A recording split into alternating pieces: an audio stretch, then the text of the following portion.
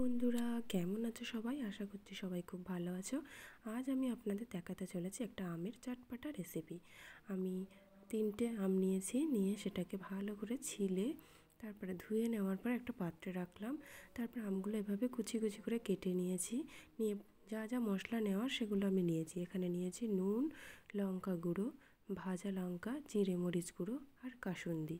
তারপর একে একে আমের কুচির উপরে নুন, লঙ্কা গুঁড়ো, জিরে মরিচ গুঁড়ো, ভাজা লঙ্কা এভাবে কুচি কুচি করে কেটে তার উপরে কাসুন্দি দিয়ে ভালো করে মাখিয়ে নিলে রেডি হয়ে যাবে কাসুন্দি দিয়ে আমের চটপাটা, এই আম মাখাটি। আমরা তো খেয়েছি, আমাদের খুব সুন্দর লেগেছে। আপনারা জানাবেন যে আমাদের এই রেসিপিটি দেখে আপনাদের কেমন লাগলো, আর অবশ্যই বাড়িতে করে খেয়ে সেটাও জানাবেন কেমন লেগেছে। আরও ভালো ভালো রেসিপি দেখতে প্লিজ লাইক করুন।